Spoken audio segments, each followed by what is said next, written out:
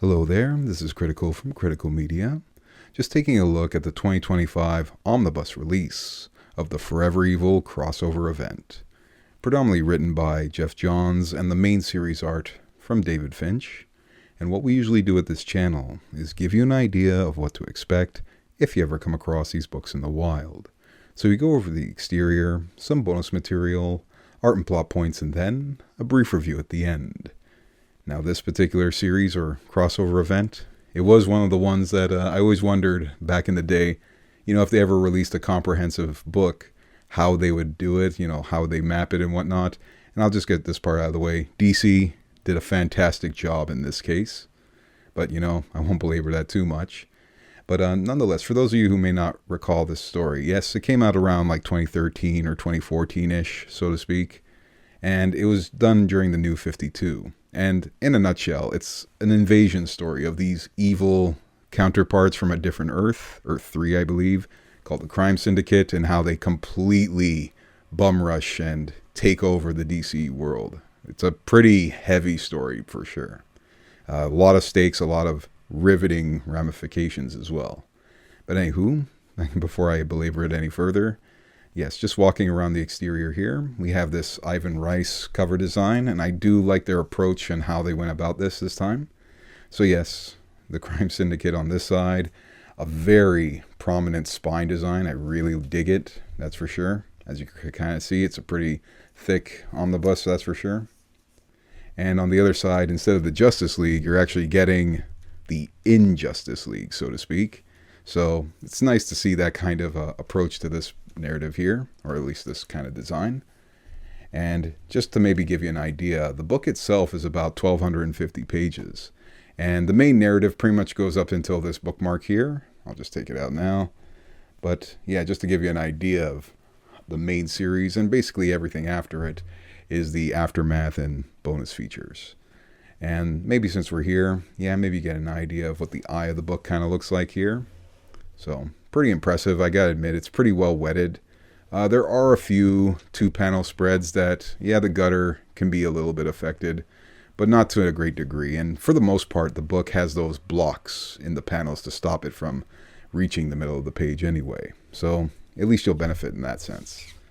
But surprisingly, on the hardback itself, they did something that I always kind of thought of back in the day. Because, yes, there's this cover here by Jim Lee, and you're like, oh, wait a second. This is like the Justice League origin cover from like the very first issue. So the main heroes. However, and as we go across, you see they actually went the extra mile and did something special for the spine here. Definitely appreciate that. But what I love is that they used one of the Justice League issues from while this tie-in was going on. And I always love this counter effect. Basically it's a composite with the the Crime Syndicate this time. So you have your mains here. You have Ultraman, Superwoman, Deathstorm, Power Ring, Johnny Quick and Atomica, Grid, and of course Owlman, who got a lot of praise from that animated movie many years ago. But pretty awesome the way they approached it, and I have to admit it's very well bound. I have tried to deal with the glue crack, but you know what? If you hear it, my bad, my apologies. But now, into the bonus material. We are getting a lot of variant covers. And some of them are nice little harkens to existing covers that already were around during the New 52. So they're kind of like parallel versions. But you're kind of seeing a lot of work here by, of course, A.R.G.U.S. He was very heavy on the book. There's one of those prominent pages by, of course, David Finch there. Pretty impressive work nonetheless. I do appreciate some of the designs where they kind of are renders of like existing DC covers, just with an evil twist, so to speak. So definitely appreciate that. And you just saw a little Mad magazine or Mad, basically a cover design there. Appreciate that. Some scripting, which I always dig. Although I will admit, I was looking forward to seeing some sort of an interview or two, I'm usually a fan of those myself, but that's all besides the point. Now, for art and plot points, maybe just to get you used to this idea, while this isn't the first crossover event of the New 52, it's probably the one that actually had real ramifications, because there was this one before it called Trinity War. And for a book that was called Trinity War, there was next to no war at all. But, and also I should say, it kind of just led to the setup for this actual Forever Evil narrative, this real crossover event. So you really don't need to read Trinity War at all. As a matter of fact, DC did something pretty sweet. They basically give you the end of Trinity War as the first issue, so to speak. And then, yes, then you get the main series. So this is what I mean. They actually do give you like basically the final pages of it, which kind of lead to the beginning of it. So nonetheless, I still appreciate how DC at least did that aspect of it. But maybe just returning to the table of contents, another thing I have to big DC up a lot for is the way this book is mapped. You'll kind of notice that they have the main events. So like anytime there's a Forever Evil issue, like Forever Evil 1 or 2, they kind of separate them in these chapters. Then they have the tie-ins that take place in between. Then they'll have another chapter, all the way to the end and even the aftermath thereafter. So definitely appreciate the way this book is mapped because it's very pleasing, that's for sure. But anywho, yeah, as the actual main series begins, yes, it's basically, the Justice League already got taken out.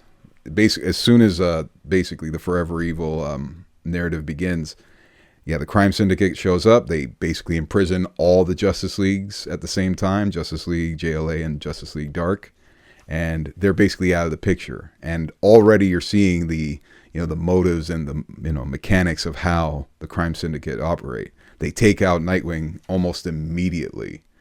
Like that's how serious things are already becoming in this narrative. Very much appreciate that.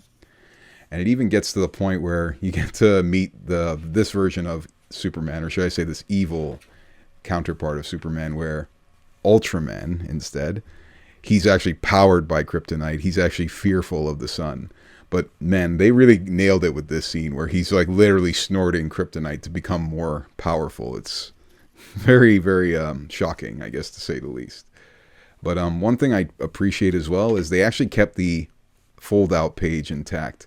Because there's this introduction page where basically the crime syndicate's introducing themselves to the DC villains. And yeah, I do appreciate they really kept this intact. So big ups to them for at least maintaining that aspect of the book. If you have the hardcover or something like that, you'll still come across this just the same. But anywho, as you're kind of seeing, they really put their stamp on the DC universe right away. And as mentioned, the stakes feel real. Like one of these villains, like Monocle, he tries to speak out against them. Ultraman doesn't have any patience. He just X's them out immediately, as you can see here. So yeah, very heavy stuff going on, that's for sure. And even down to like other heroes, you're wondering, okay, did they take out everybody? Well, at least this crime syndicate, they were smart enough to take out the Teen Titans in this case. So that's why you don't typically see them too much throughout this narrative. But yeah, one thing I definitely appreciate about this book is that the three main series, so Forever Evil, the Justice League issues, and a special standout in Arkham War. Yeah, the Rogues one is pretty awesome too. But still, one thing I definitely appreciate is that almost all the tie-ins felt like they mattered. Because, every little thing, even the Suicide Squad issues, they felt like very, of the moment. And it felt right since, we're dealing with villains here. But just a little quick skirmish image here from Black Adam versus Ultraman. Pretty sweet how that one comes out. And your introduction to the Injustice League, who are the surprising heroes of this narrative. Lex Luthor, Captain Cold, Bizarro, Black Manta, and a recently defeated Black Adam here. But nonetheless, it's pretty impressive like how this story just keeps engaging you with how severe things are going. Like things aren't going the way you expect them for heroes. Heck, the heroes themselves are pretty absent throughout. And the one thing I liked about the Justice League issues that were coming out at this time is that they kind of serve as a origin story for each one of the Crime Syndicate members. So, even Owlman here, by the way, awesome cover, his twisted version of, the events that lead to his beginnings, Pretty awesome how things flip around in that sense. The whole brainwashing thing with Nightwing, pretty impressive. Definitely has some severe consequences by the end of the narrative. But like I said, this story, it feels like each character has a rich history. Even this whole love triangle thing that they have going on between Ultraman, Superwoman, and Owlman. Very impressive. I love the whole manipulation angles that are going on throughout it. Very impressive.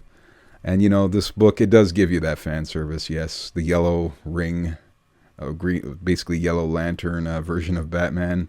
I like how instantly things get checked in immediately in this part of the book, but nonetheless, still impressive. But yes, as you keep flipping through, it's pretty dense on the action. Even me flipping through it, yeah, you're seeing nothing but like constant action going throughout.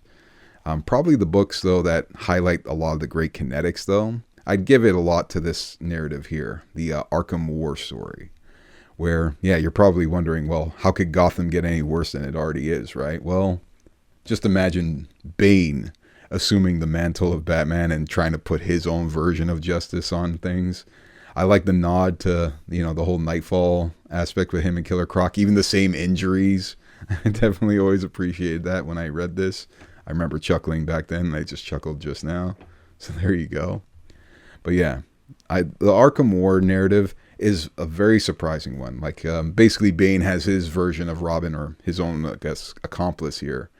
Forgive me, William Cobb, one of the few Talons that actually kept going after the whole Court of Owls thing. Yeah, I very much appreciate Bane's version of justice and the way he deals out things and the way he chooses to, I guess, what's the word? Educate the public and how to be, a bit more responsible for your own actions. Let's put it that way. But yeah, this whole series, I loved it to death. One of my favorite Captain Cold moments forever when this particular page forever sticks off in my mind. How, yeah, you do not underestimate Captain Cold. And this was the page that pretty much nailed it for me.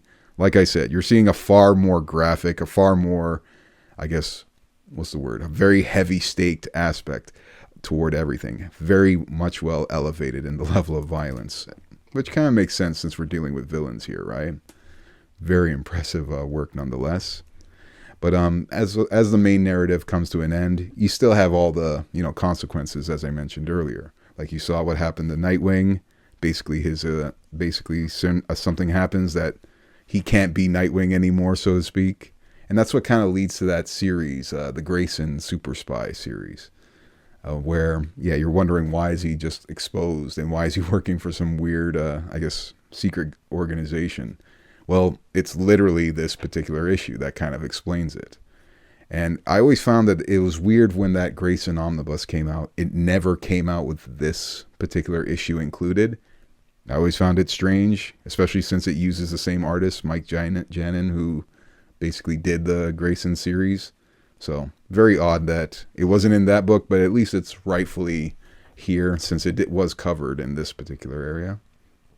But nonetheless, surprising narrative, and I always love the aftermath of Arkham War when Batman comes back and he sees what he finally experiences what Bane did to his city, and it's a nice little hearkening to the whole Nightfall battle.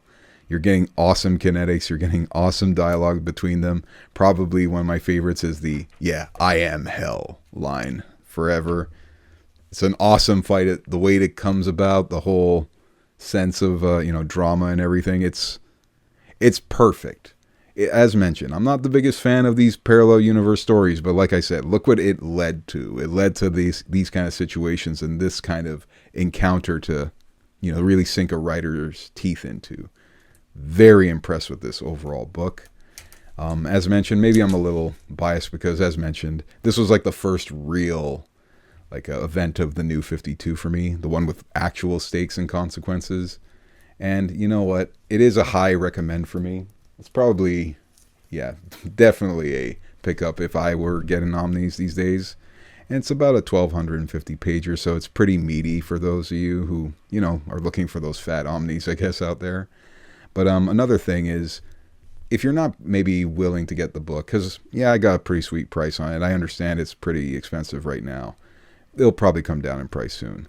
But I would still suggest for you guys to maybe experience the main series, the first 7 issues of Forever Evil itself. You can still enjoy the series with just the main series, but having this and having the legitimate tie-ins that matter, very, very awesome to have. I guess my only real criticism is that it's missing one of my favorite issues. It's the Black Adam issue. It actually explains how he came back somewhat, because since he was dead at the time and just magically shows up here, poetically. That's probably my only real criticism. It's missing that one issue, but otherwise, it is a pretty solid Omni nonetheless. But that's just my 2 cents on it. Hopefully you guys got your own commentary on it, which I wouldn't mind reading as always in the comments down below. Y'all folks take care and enjoy the rest of your day.